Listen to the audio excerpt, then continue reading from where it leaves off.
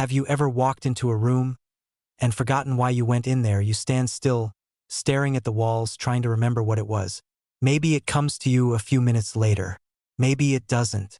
And then there's that little voice in the back of your mind that whispers, "Is this the beginning of something?" If you've ever felt that flicker of fear, you're not alone. And if you've ever wondered whether it's too late to stay mentally sharp, let me tell you something right now. It's not too late. In fact, what if I told you that some of the most powerful things you can do for your brain, you haven't even tried yet? And they're not complicated. They're not expensive. They're not hidden away in some lab. They're right here, right now, backed by real science. And they might just change everything. So grab a cup of coffee or a warm tea. This isn't going to be a lecture. It's a conversation from someone who cares. Because I believe you deserve to live every year you have left with clarity, joy, and confidence. Let's talk. Let me start with a little story. A few years ago, my Uncle Richard turned 70. He'd always been sharp as a tack. Crossword puzzles before breakfast, fixing his own car, remembering birthdays better than anyone else in the family. But slowly, things started to change. At first, it was small. Forgetting where he put his keys, calling his granddaughter by the wrong name, getting confused with TV remotes or online banking. We brushed it off. It's just age, we said.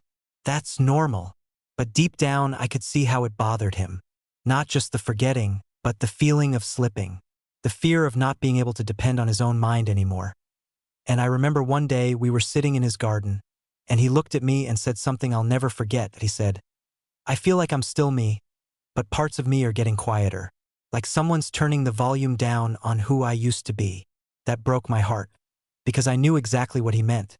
And if you've ever felt that, even a little, like your thoughts aren't as quick, your words don't come as easily, or your memory feels a bit cloudier than it used to, this conversation is for you, because it doesn't have to be that way. Science is catching up with what many people instinctively knew all along. The brain doesn't have to wither with age. It can be exercised, sharpened, and even strengthened at any age. Let's start with the basics. Chapter 1. The truth about the aging brain. Now, a lot of people think that aging means inevitable decline.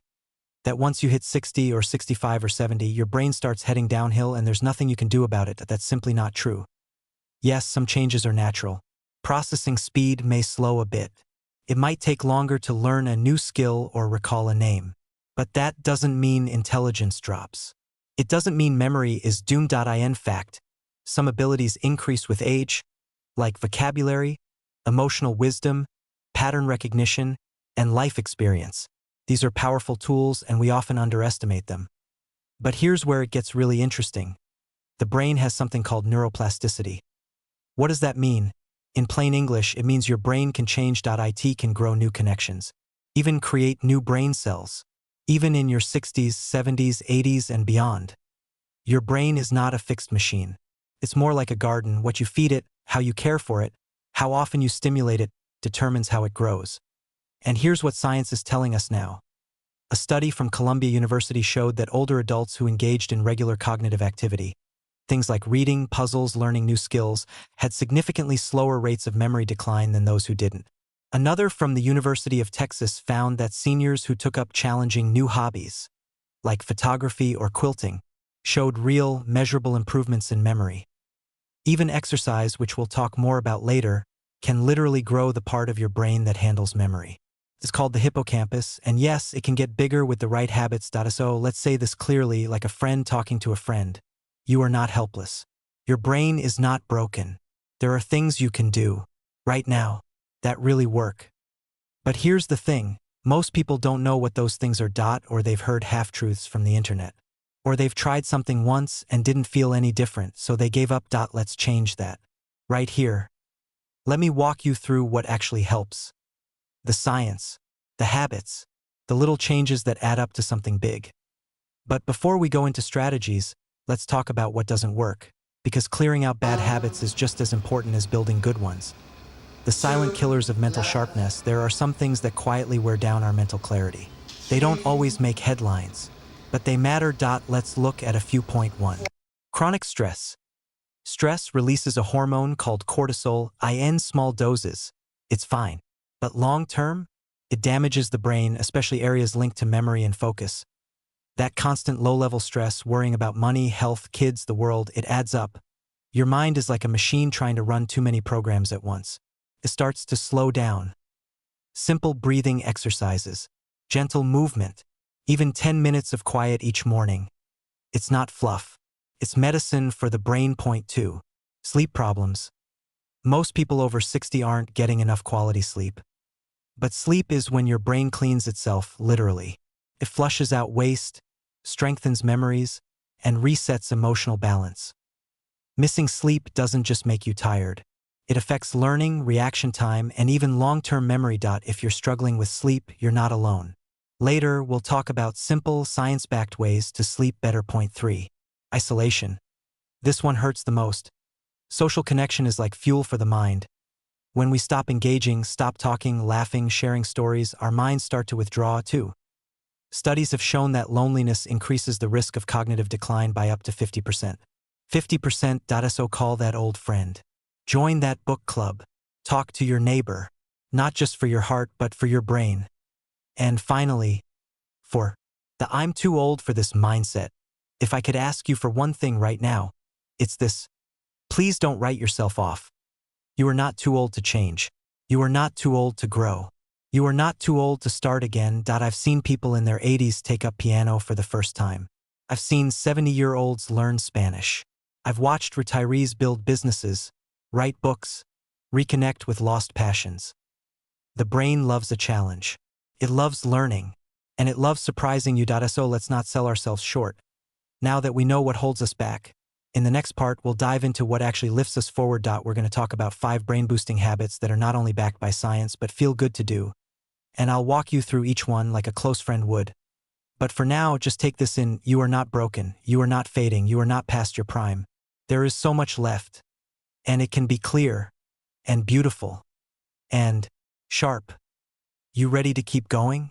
I'm really glad you're still here, because what comes next might be the most important part of this conversation. In Chapter 1, we talked about how your brain still has the ability to grow, change, and surprise you no matter your age.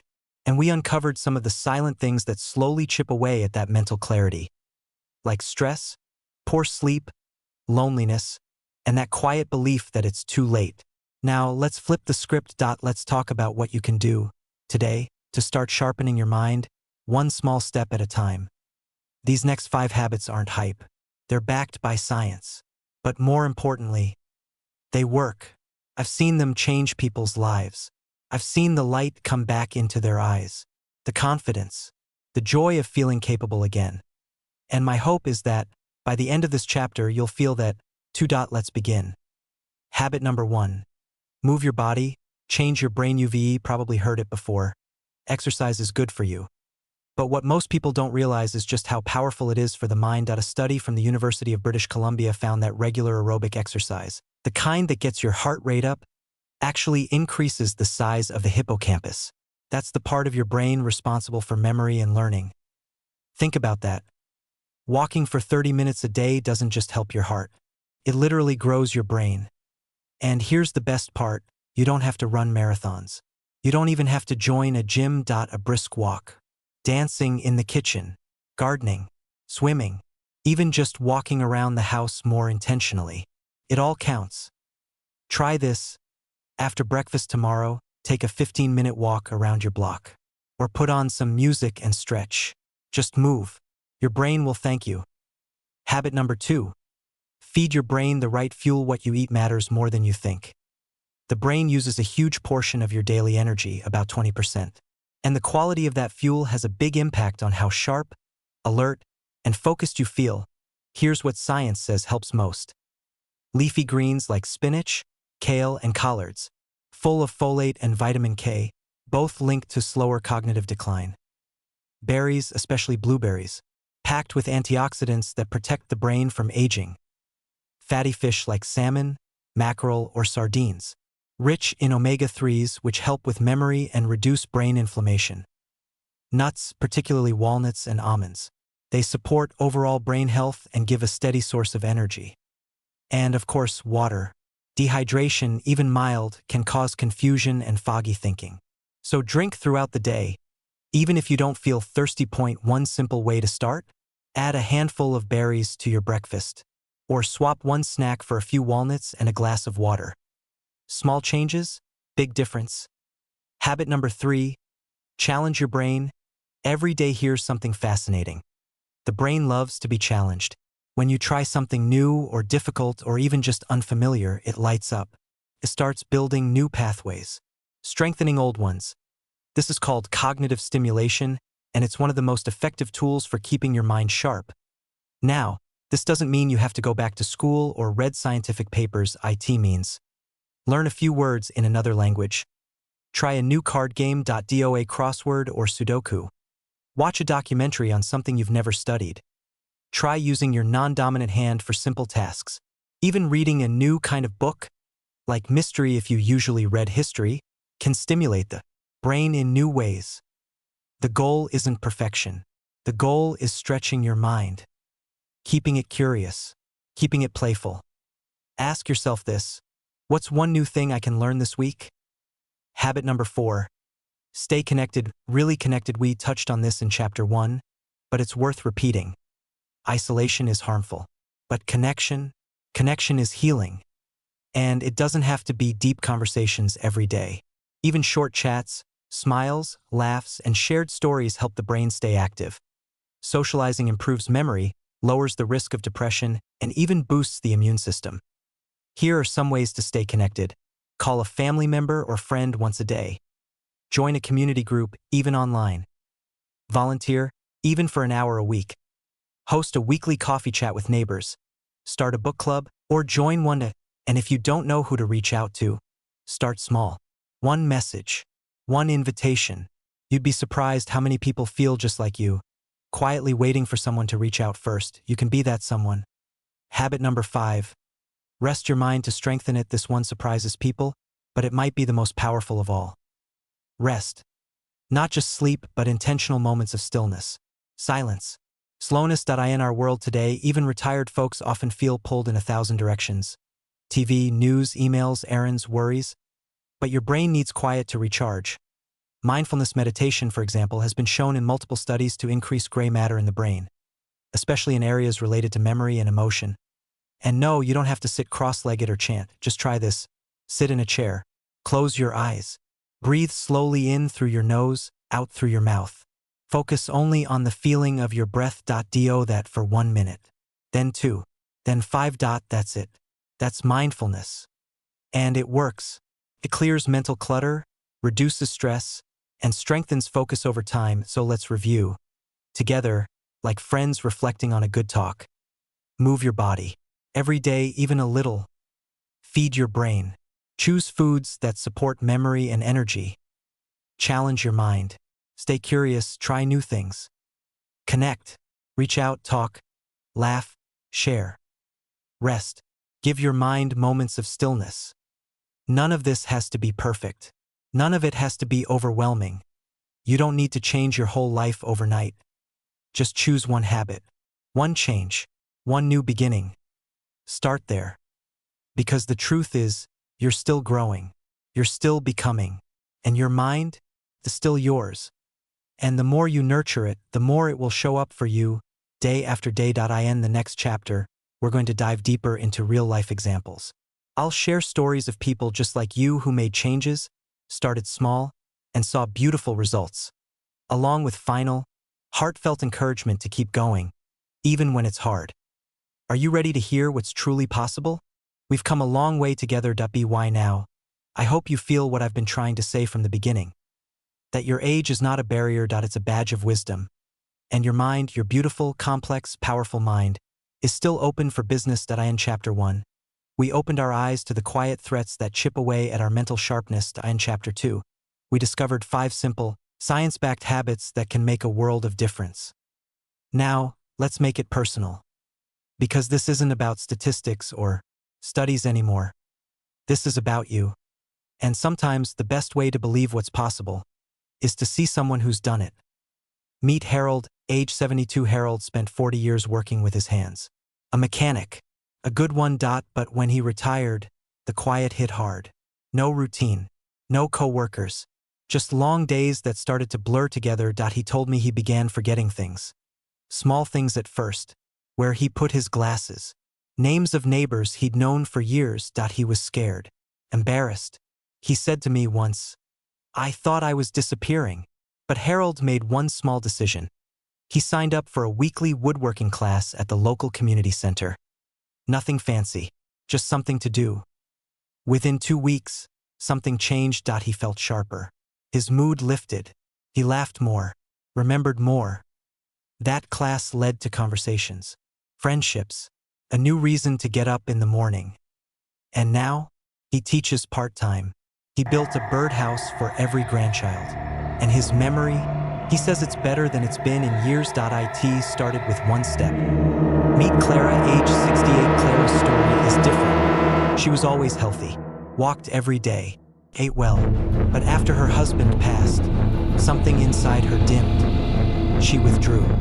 Even her children noticed the change: forgetfulness, hesitation in conversations, lack of interest. They feared it was the beginning of something serious. But Clara's doctor had a different thought. He recommended something called brain games. So Clara started using a simple app on her tablet. 10 minutes a day, word puzzles, memory tests, little exercises. Then she joined a local book club, even though she hadn't read a novel in over a decade. Little by little, her mind woke up again. Today, Clara is the first to answer questions at her book club. She plays trivia with her grandkids and wins more than you'd think. And her grief is still there, but it no longer runs her life. Her mind is not just sharper, it's stronger. Meet James and Millie together. 138 years old. James is 71. Millie's 67. Married 46 years. After retirement, they did something unusual. They decided to start learning Spanish together. Not because they needed it, not for travel, just to grow. They set aside 15 minutes every evening, practicing words, laughing at their mistakes, helping each other remember. And the results? Beautiful. Not just in memory and focus, but in their connection. They say it's like dating again, sharing a new adventure, something fresh, something challenging, something joyful. Their brains? Active, engaged, alive. But maybe more important than that, their hearts are alive too. Now, what about you? You may not see yourself in Harold, or Clara, or James and Millie. You have your own story, your own struggles, maybe your own fears.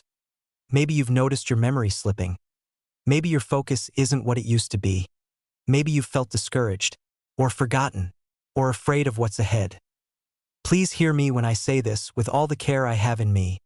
You are not alone, and it is not too late.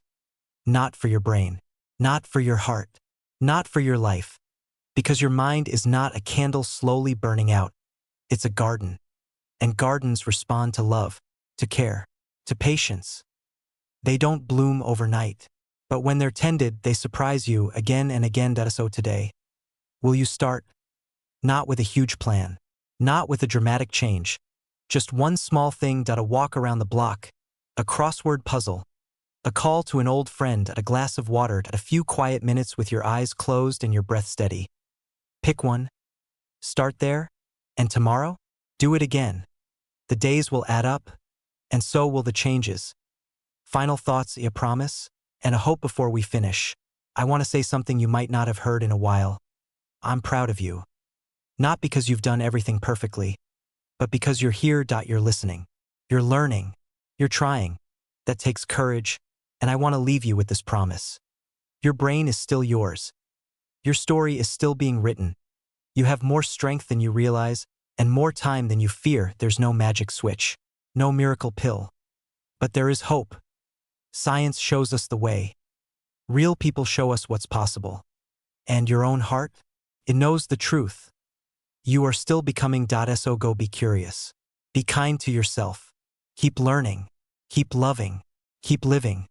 Your mind is still sharp enough to shape the life you want. One thought. One choice. One beautiful day at a time. Thanks for walking this journey with me.